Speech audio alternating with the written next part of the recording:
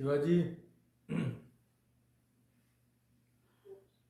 Maharaj, can you hear me? yeah, yeah. Oh, I think I lost the screen. Maharaj, thank you. It was a wonderful lecture. A quick question. Often when we do like different types of meditation, like when we are doing Japama mantra meditation, is recommended in Kali Yoga, that what effect does that have on our karma? So you said there's a name. Those are all good karmas. Now, problem is no action. If you say any action, there you cannot say whether it is good or bad. The main important thing is the attitude behind those actions. So a person may construct a big building for hospital charitable purposes, but he is always seeking that his name should be blazoned in all the papers, television, etc. So, although the karma is good, but it won't lead to knowledge because his aim is samsara. His aim is only one, to get something in return. So, the attitude with which any action is performed, that is important when we try to determine whether it will lead to samsara or lead to knowledge. That is the thing. So japa, meditation, etc., everything is good. But how fast they will help us will depend only on one thing. That when we do this, how eager we are to get rid of this samsara from our minds. If you are not eager, if you are mechanically doing some things, it will take a lot of time. So, this eagerness should be there. Eagerness can be had in only one person, in the person who is virakta, who has had enough. I am fed up with all this, coming, going again and again. This childish nonsense I don't want. So, till one has reached the state, that state, all these practices are good, but they will not give results very soon because the attachment is again dragging us back to samsara. That is the thing. So the mental attitude should be that just give me devotion and knowledge. Yes, the mental attitude should be of devotion and knowledge, of course, but this feeling cannot arise till there is renunciation. It is impossible. So that is something I sometimes like I was reading this part from Kathamrita, where a devotee asks Sri Ramakrishna, there's Vishnu Yoga and there's Shiva Yoga and there's meditation on the formless and the form. But even when you meditate, how do these great souls meditate that they come across this realization?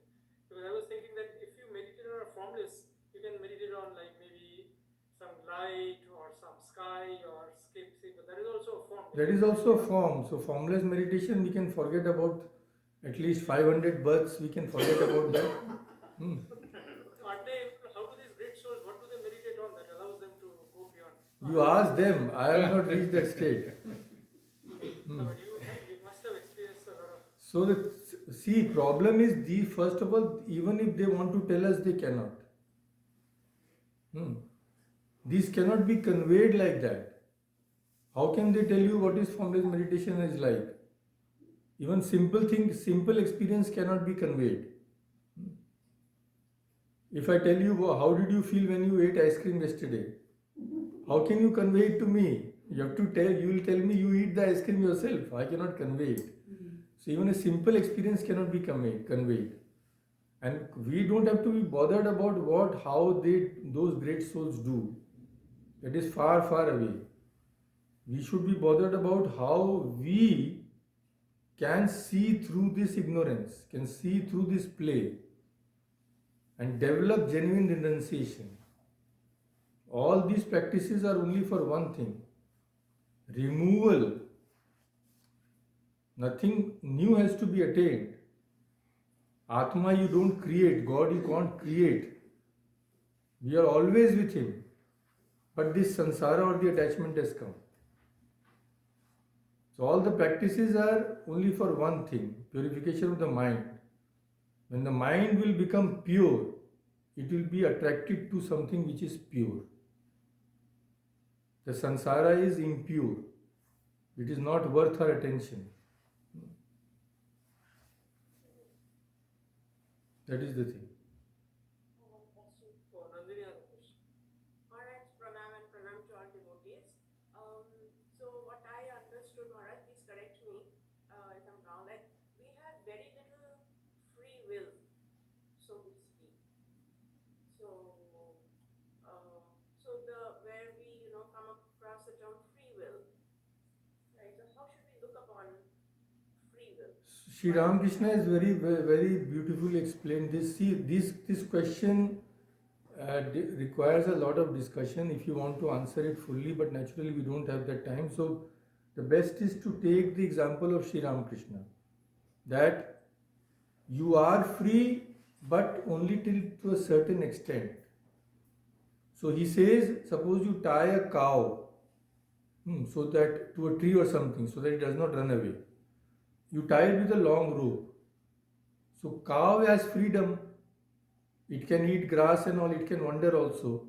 But it can only do till to a certain length till the rope is there. After that it cannot go. When the rope is loosened, it can go further. So we have, yes, it is true that we don't have freedom. If we had complete freedom, then we would have been mukta already. Our goal is complete freedom. But we do have limited freedom. Don't you have freedom? You will eat ice cream or a pizza. Don't you have this freedom today? You have the freedom. You will go to the market today or tomorrow. Don't you have this freedom? We have this freedom. We are always exercising that freedom. If we exercise this freedom in the right way, the rope will be loosened even more. Our freedom will increase. And this will finally lead to the complete removal of the rope. That is the ultimate freedom. So, yes, we are bound, otherwise there will be no search for mukti. What is the need for searching for mukti if we are not bound? We are bound, but still we are free for choosing the course of our lives. Whether I want to do good, whether I want to do bad, whether I want to do karma which will lead to ignorance, or with those which lead to freedom. We have that choice always. And upon that choice will be determined our future.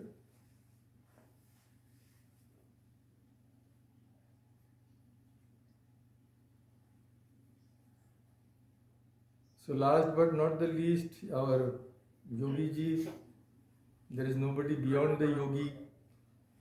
Tapasvi bhyo diko yogi jnani bhyo pyado yato dikaha karmi bhyascha diko yogi. Tasmad yogi bhavarjuna.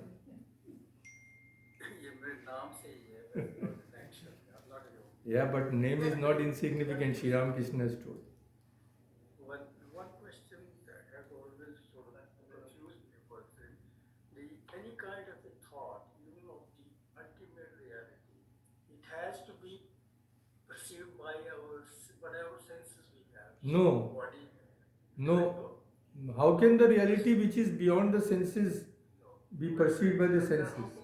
How can we aspire to reach that reality? You cannot perceive it. Very simple. It is self-revealing. It is always there. We just have to remove the obstruction. How do you perceive the sun? In Vancouver, we do not perceive the sun. Why? Because of all these clouds. So what do you need to do to perceive the sun? Remove the clouds. The sun will reveal itself. So the Atman is self-revealing. You cannot reveal the Atman by anything because Atman reveals everything. So all we need to do is remove the obstruction. What is the obstruction? This attachment. This attachment clouds the mind. They are all clouding the mind. This is coming, that is coming. So, once the mind is completely purified, when all these things cease to attract us, cease to distract us, and by long practice, the mind continuously flows towards God in one stream, then the truth is revealed. So when that state of meditation, that state of dhyana is revealed, that leads to the ultimate experience, which is called samadhi in our scriptures. Then we go beyond this mind, and then when we go beyond the mind, we go beyond the whole relative existence. Thank you, Maharaj. प्रणाम महाराज महाराज बस बहुत कुछ सुन लिया सीख लिया महाराज I have to do my own Yeah. So first thing you have to do is come here. After that, God is far away. First come to Vancouver, then God. Then God. yes Maharaj thank you Maharaj thank you So anybody here? Shaikat? Tripathi ji will say something, I know. No, I am coming from the place Banaras and all what you are saying. So I stayed there in the Seva Ashram. Oh, wonderful. Yeah, so we talked. Did you meet Ravindra Maharaj, doctor? No. No, I didn't. But the question which I really wanted to ask you, sometimes renunciation has to be done by yourself. It is not being forced. Sometimes people are not capable of anything and they say, you know what, I have left everything. No, Yeah. but have they left or not, or are they telling it truth or untruth? So, if someone says, I have left everything just to impress others, naturally they will have no result. Anything done only to impress others will have no result. See, my thinking is what I'm saying is that the people who have achieved a lot in this worldly world, and then they realize, like Einstein and all lot of people, and then they say, you know what, this is nothing, right? Then Correct. that is one way of looking into. Other is like, no, I am incapable, and then I say, you know, That is not renunciation. Suppose you cannot get anything Yeah. and you say you renounced. That is what- not renunciation. Renunciation means when you have the ability, but you don't think it is worthwhile. Yeah. Swami Vivekananda could do anything. When he was young, he had a dream very frequently. The dream showed him two aspects. One, he used to see that he had become a great king, very powerful persons, the whole world. There was nothing which he could not get. Then another aspect, that he had renounced everything and become a monk. So Swami Vivekananda had that power. He could achieve anything he wanted. Sri Ramakrishna used to tell Holy Mother that if the world was real, I could have covered Kamarpur with gold. He could do that. He had the power. So, when someone cannot get a beggar, if he says, I renounced $1 million, what does it mean? So you are correct, this is a stage of growth. But it is a stage of growth, yes, but it will not drop from the skies. You constantly have to have the final aim in front of you. Right. Otherwise, we will get completely lost in all this bhog only. Yes. Then it may take maybe hundreds and millions of births. So till it does not come naturally, keep reminding your mind, this is not everything. This is not your goal. This constant reminder, what will it do? Mind is like a child. It will do what you teach. So this constant hammering, constantly hearing, constantly trying to implement, slowly, the mind will learn. Then, one fine day, even if you have everything, you won't want all those things. It will look silly. At least now we have got a bit of. Yes, Yeah. now we have to increase. You have to be careful because the world is always there. Switch on the TV, you will see nonsense. Go and talk with your community, you will hear nonsense. Then you will come and think nonsense. That is why again and again why Sri Ramakrishna has again and again said one thing. Holy company, sadhu sangha, holy company, sadhu sangha, again and again. Because he says, in us the disease has become chronic. It has spread all over. We think of nothing else. Greed and gain. My children, my this, my family, my. Thank you. Whole night and day. So if there is no antidote to this poison, how will it go? Is it not? Rashmila ji has a list of questions I can see. Not a list, because most of them you have answered. So I'm talking about it from a person who's coming into this really raw and at a very, very, this thing. So, I came across this term, manlo ya janlo.